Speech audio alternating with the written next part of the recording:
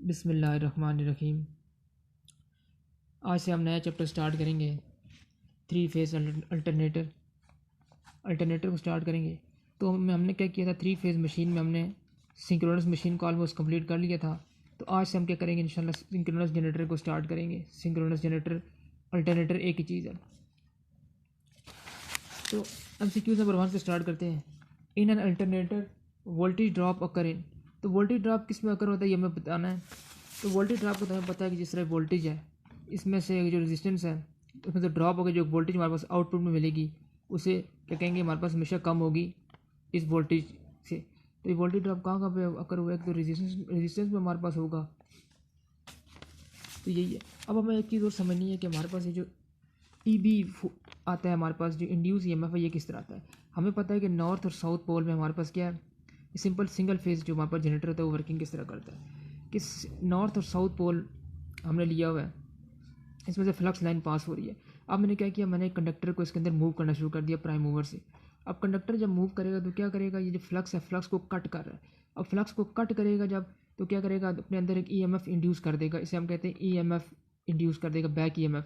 तो इस back EMF में से क्या होगा, करंट फ्लो हो जाएगा। वो करंट इस तरह फ्लो होगा, जो ये जो करंट है, ये जो फ्लक्स है, इस फ्लक्स को क्या करेगा, अपोज करेगा।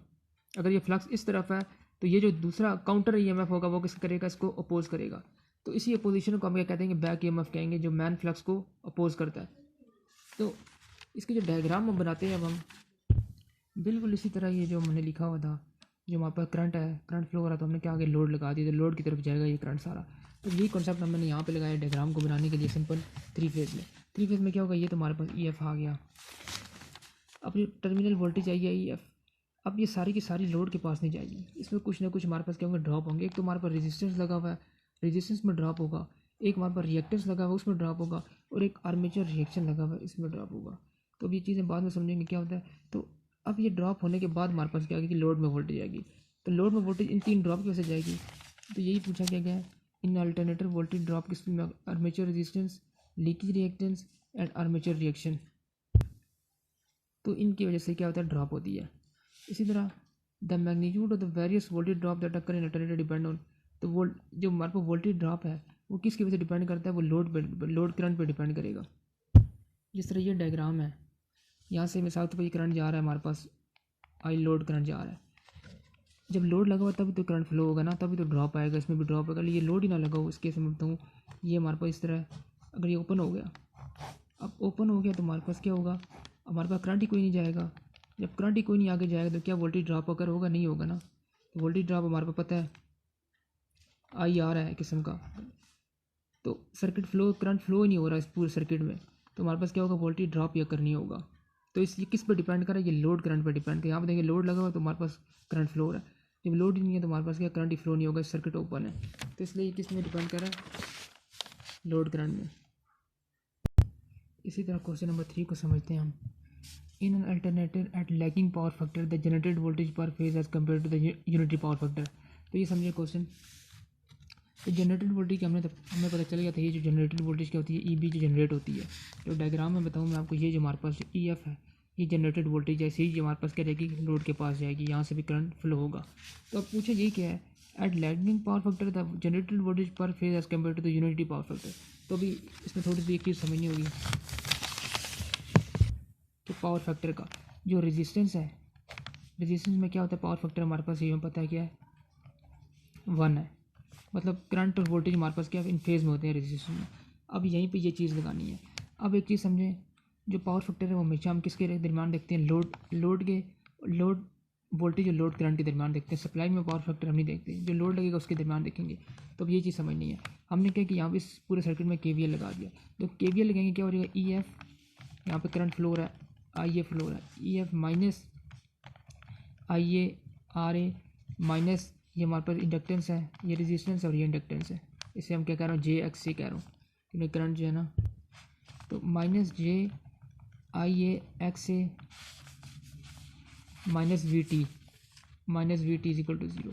तो अब EF किसके इक्वल आ जाएगा, EF की वैल्यू आ जाएगी हमारे पास VT plus IA RA plus JIA into inductance. अब हमने क्या करना है, हमने ये जो इक्वेशन लिखी है इसको फेजर डायग्राम में ड्रा करना है। तो फेजर डायग्राम में ड्रा किससे करेंगे? सबसे पहले हमने ग्राफ एक ड्रा करना है। हमने कहाँ तक पहुँचना है? EF तक पहुँचना है। हमने रेफरेंस ले लिया एक किस्म का, ये छोटा कर दो, ये मैंने क्या ले लिया? रेफरेंस ले लिया, वोल्टेज VT रेफरेंस ले ली। अभी मैंने आपको कहा था कि जो हम पावर फैक्टर हम किसके दरम्यान देखते हैं? लोड वोल्टेज और लोड करंट के दरम्यान देखते हैं। तो लोड वोल्टेज तो VT आ गया, लोड करंट क्या हमारे पास यहाँ पे? सबसे पहले हमने जो केस कर रहे हैं, सबसे पहले हम क्या देख रहे हैं? लैगिंग पावर फैक्टर में प्रूव करना चाह रहे हैं, lagging power factor, add lagging power factor. तो लैगिंग पावर फैक्टर देख लेते हैं। लैगिंग का मतलब क्या है? हम एंटी क्लॉकवाइज चल रहे हैं, जो आगे होती है वो लीड है, जो पीछे है वो लैग कर रहा है। तो लैगिंग में यहाँ पे हमारे पास आर्मेचर करंट आ गया IA। अब हमने क्या करना है? VT तो हमें पता चल गया, ये VT, इसमें ऐड क्या करना है? IARA करना है। अभी मैंने बताया था कि जो करंट रेजिस्टेंस में जो करंट जाता है वोल्टेज इन फेज़ है। अब इसमें VT में ऐड करूँगा तो सिंपल ये IA है, तो IARA क्या हो जाएगा? यहीं पे इसी लाइन पे ये हमारे पास क्या आ जाएगा? IARA। इसमें कोई फेज़ डिफरेंस इसलिए नहीं आया क्योंकि इन फेज़ होता है करंट और वोल्टेज रेजिस्टेंस में, बिल्कुल जो चीज़ यहाँ पे हुई यहीं पर आ जाएगी। प्लस कर दिया मैंने IARA। अब तीसरी चीज़ हमने क्या करनी है? प्लस JIAX से इंडक्टर में हमें पता है कि करंट हमारे पास क्या होता है? हमेशा वोल्टेज से लैग करता है। अगर ये वोल्टेज है तो करंट क्या करेगा? हमेशा लैग करेगा। तो ये चीज़ इसलिए हमने लैग कर दी है 90 डिग्री। प्लस J का मतलब ही क्या है? 90 डिग्री लैग कर रहा है। तो 90 डिग्री कहाँ पे होगा? यहाँ पे कंपास रखेंगे तो इसका 90 डिग्री कुछ इस तरह यहाँ पे चले जाएगा। थोड़ा एक्यूरेट मैंने नहीं बनाया, मतलब इसे यहीं पे कुछ जाएगा। तो ये आ गया हमारे पास JIAX से। तीन चीज़ें बन गई। फिर समझिए हमने क्या किया? लैगिंग है पावर फैक्टर, तो लैगिंग यहाँ पे आ गया, ठीक है, ये लैगिंग आ गया। अब हमने क्या करना है? ये इक्वेशन बनानी है। IARA तो करंट इन फेज ही होता है, मतलब IARA ये आ गया मेरे पास। फिर तीसरा क्या किया? JIAX से।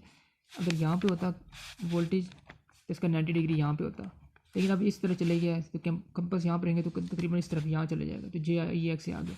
अब ये तीनों किसके इक्वल है? EF के इक्वल है। तो EF यहाँ पे बना दे, तो ये EF आ गया। ये मैंने प्रूव अभी बताऊँगा क्यों किया है।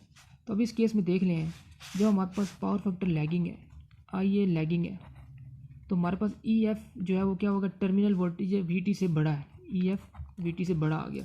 अब हम क्वेश्चन में आते हैं। In alternative at lagging power factor the generated voltage per phase as compare to the unity power factor. तो लैगिंग पावर फैक्टर में हमने देख प्रूव क्या कर दिया? जो जनरेटेड वोल्टेज है EF है, ये जनरेटेड वोल्टेज है, ये टर्मिनल वोल्टेज जो लोड के दरमियान उससे क्या होगी? बड़ी होगी है। एक तो ये यही तो इसका ऑप्शन था, must be more than the terminal voltage. अब उसने एक और चीज़ पूछी है, कंपेयर किया हुआ है। एक लैगिंग पावर फैक्टर ने पूछा हुआ है, दूसरा क्या? यूनिटी पावर फैक्टर में। अब यूनिटी पावर फैक्टर का बनाते हैं, उसके प्रूव हो जाएगा कि हमारे पास हमेशा EF जो है लैगिंग पावर फैक्टर VT से बड़ा है। यूनिटी पावर फैक्टर में क्या होगा? हमारे पास यही डायग्राम है सिंपल। ये हमारे पास क्या होगा? VT है, यूनिटी पावर फैक्टर मतलब क्या? वोल्टेज और करंट इन फेज है। इन फेज में मतलब यहाँ पे IA आ जाएगा। ये हमारे पास क्या हो गया? IA आ गया।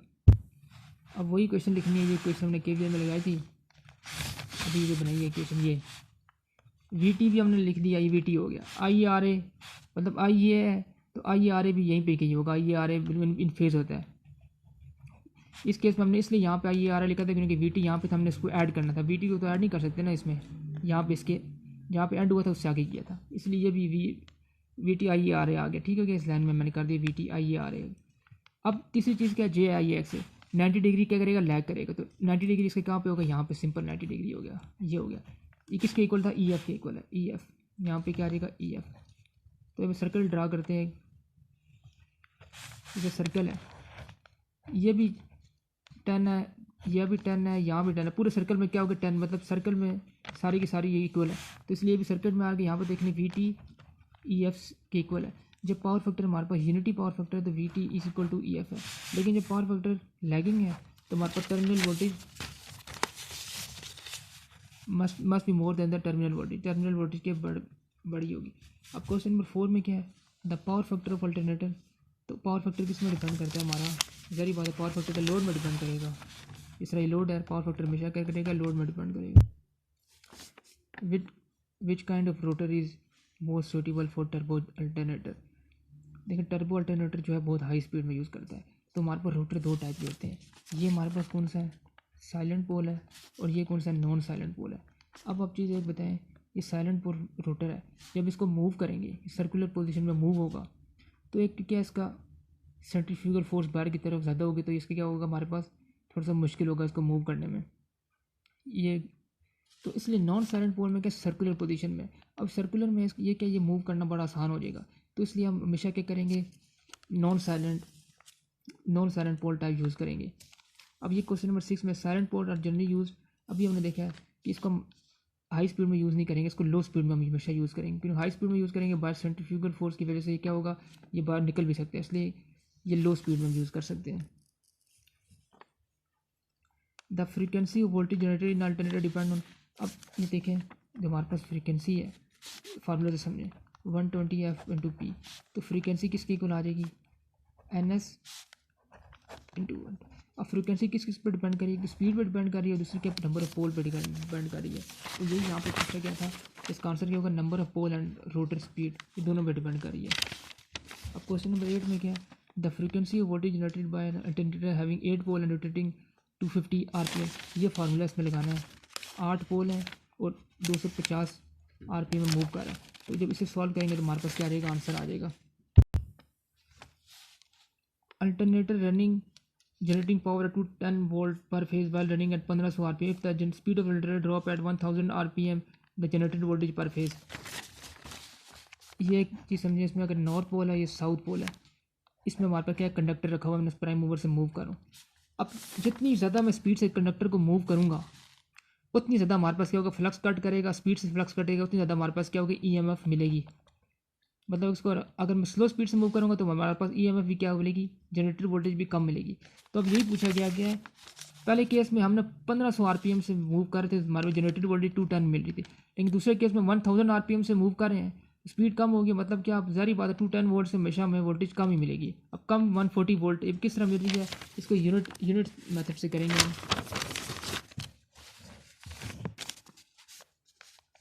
1500 RPM में हमें वोल्टेज जो मिल रही है 210 वोल्ट मिल रही है, तो 1 RPM हमें कितने की मिलेगी, 1 RPM में 210 डिवाइडेड बाई 1500, हमें चाहिए किस में, 1000 RPM में, तो 1000 RPM में हमें कितनी मिलेगी, 210 1500 ज़रबे 1000,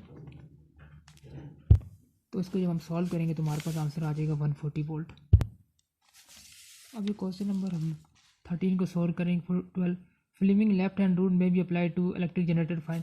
फ्लिमिंग लेफ्ट हैंड रूल पहले समझना होता है क्या, जैसे अभी हमने समझा था ये नॉर्थ पोल या साउथ पोल के अंदर कंडक्टर है।